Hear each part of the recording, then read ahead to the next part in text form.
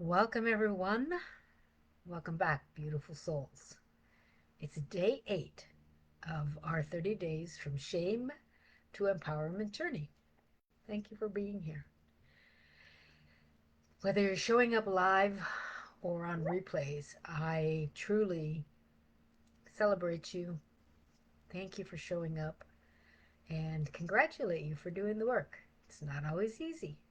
I actually enjoy transformation and change. It's fun for me, so maybe that's why I'm one talking about it right now. I kind of like it. So, this week has been all about recognizing the patterns of shame that are written into our lives. Um, we can call them shame scripts. That's how researchers actually talk about it. But they're the automatic ways that we react inside of ourselves when shame shows up. It's our patterned condition and very much unconscious response a lot of the time. So when shame hits, most of us are not thinking. As I said, it's unconscious. So your responses are automatic, right? It's a habitual. It's the way you responded your entire life, but now it's no longer serving you. And that's when change is really calling you. When you have a habit that no longer works.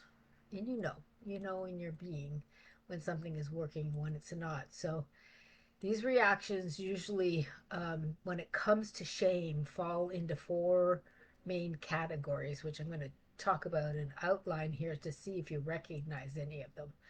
Um, People call them the compass of shame, which is just kind of a way of remembering, this cycle of how we stay in the response of shame. So let's just dive into the examples. The first one being withdrawal. Think about it. We feel shame, we shrink back, we hide inside of ourselves, we avoid eye contact, or we keep silent, or maybe all of those things, right? Remember, the last time you left a gathering early, or you ghosted somebody in a conversation, or you physically pulled away when you felt embarrassed or judged. So, in case you don't recognize this pattern, for me, I'll give you my personal example. It was always about eye contact. If I didn't feel like the person could see me for who I am, I didn't get that inner connection, then I would avoid looking directly into their eyes. So I couldn't see any reason for me to want to connect to them without them having that ability to be able to see me. My judgment, the way I handled, how I felt when I couldn't connect with people. So that was my way of withdrawing. How about you? What did you do? So, number two is attacking ourselves. This one's so painful.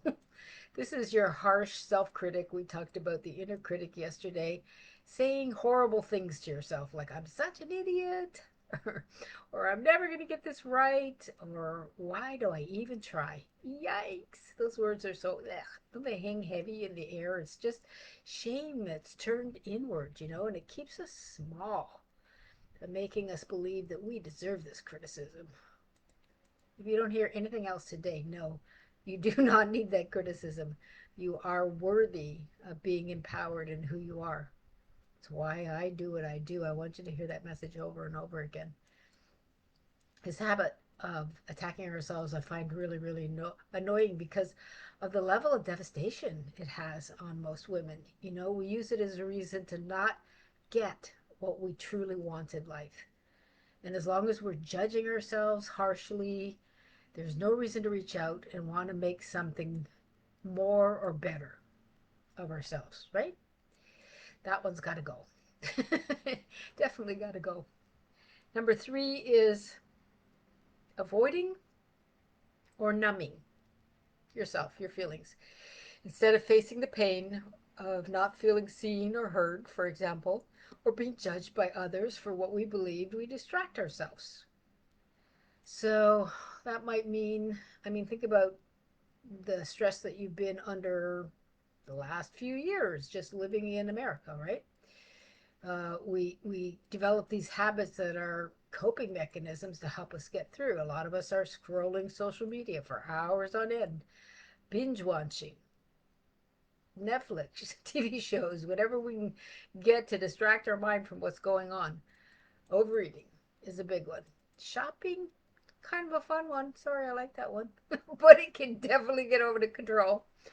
Or even overworking. That's me right there. Overworker for sure. So, but just be clear, it's not about the activity itself. It's about doing something that allows us to avoid those uncomfortable feelings underneath. Okay, so that's the third one response to shame, avoiding or numbing. And number four is attacking others. We don't like to think that we do this, but we do. We're capable of getting angry. We're capable of lashing out. We're capable of doing things that later we are sorry we did or said. Being human. It's called being human. Sometimes the shame energy just gets pushed outwards because the body can't handle it anymore. We snap, we blame, we criticize someone else, and the anger is covering up the shame. That's the part that we need to realize. But this pattern keeps us stuck and disconnected. And if you're prone to being in a consciousness of being a victim, this is a cycle that can go on and on and on and on. It did for me for many years in my life. So I know what I speak of with this one. It was true for me. And I didn't really discover this anger energy really until, I mean, I think I hit like perimenopause, and I think it was even my mother who said to me, you're really angry lately. Is there a reason for that? Well, yes, it was hormones, but it was also years of backed up experiences that I had never expressed that needed to come out, right? So, um, yeah, I unfortunately my mother was definitely a target of a lot of my anger, but because I was far away from her, she never she never experienced it directly. But I had to release those trapped emotions. Um, a lot of my life was robbed by her particular illness. So there was a long healing pattern of letting go of those codependent experiences with my mother. So this one is a big one. Attacking others is always a sign that something is going on, right? I mean, I was able to finally acknowledge how I felt inside instead of suppressing my truth, and and learned how, techniques to release negative energy. That's the easy part, right?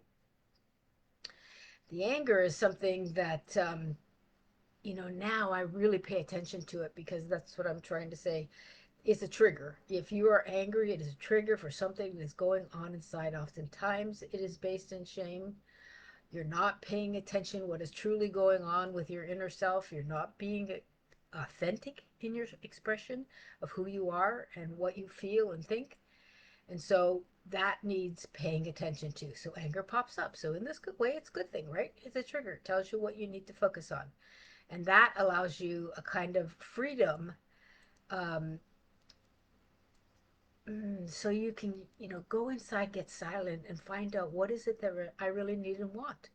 That's a practice you should get used to doing. Finding out what you really want, because I promise you, if you're in these cycles of shame that I'm talking about, you've probably never asked the question, what do I want? At least not deeply or on any ongoing basis. So here's the key: every single one of us leans on one or two of these strategies that I've just outlined. And we've developed some kind of survival pattern that has helped us navigate situations in the past when we didn't feel safe or seen or worthy, which we have all had. So today's point is not to judge yourself. Please don't do that. It's to notice what is real for you. This is the important part of doing this work. We're moving every day towards being more authentically who we truly are. This is the work that I live to do, that I love to see people, women, go through and really understand what it means. So when you start to see your own shame script, whether it's hiding, self attacking, numbing, or lashing out, you're opening the door to choice, personal choice. Instead of running on autopilot, you can pause and say, oh, That's my shame pattern. I see it. What's going on here? And that awareness is so powerful because the moment you can see the script behind, inside, you have the power to write a new one. That's how survival begins to shift into healing. Let me say that again. The moment you can see the script, you have the power to write a new one. And that's how survival begins to shift into healing. It only has to be as long and painful as you focus on it or don't focus on allowing that authentic self to come through. If you can do that, all the other stuff will melt away quickly with less pain. Trust me. So let's do a little bit of a practice so you can get an idea how to implement it.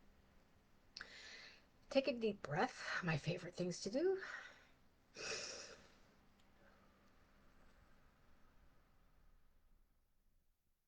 Always exhaling at least twice as long as the inhale. This is a relaxing breath. When you feel small, criticized, or not enough, what is your first instinct that you want to do in response to that feeling?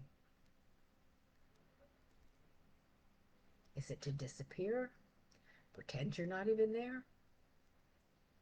Do you listen to what the inner critic is saying and figure out, is that something that I want to live with now? Or do you distract yourself so you don't even deal with it? Maybe you get defensive with somebody else. These are important questions. Write them down in your workbook, please. The one that feels most familiar. Okay?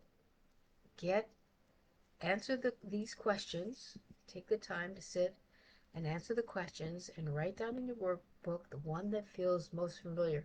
Familiar means you draw on it often, right? You respond this way often. And it's time to make a change. Your spirit wants to express differently than you have in the past. So you want to allow that opening to happen, to make a plan to create a new response, to trigger a new outcome. Do that for this coming a week, okay? This is your empowerment exercise. Awareness is always the first step to freedom. You can't choose a new path until you see the old one. So for today, just notice what that old one is and then open up to having something new be created so that you can respond and live from an authentic level. Okay? Very simple, but I promise you, if you do these daily exercises over and over and over again, you will become a different person. And I mean, in your being, you will express from spirit and soul instead of blocked energies that have been stored in your psyche, consciousness, body for years and years. Hope you enjoyed that. Always goes by so fast. In 15 minutes is all our talks normally are, but it goes by so fast. I hope you're learning. Tomorrow we're going to explore the first script that we mentioned today, withdrawal, and shame's disappearing act. So I hope you'll come back for more. If you're not able to come live, please come back and do the replays. I'm also going to post these on my YouTube channel, so if you want to know the location of that, just comment in the post in Facebook, and I will make sure that you get access to it. Thanks for coming. Talk to you tomorrow.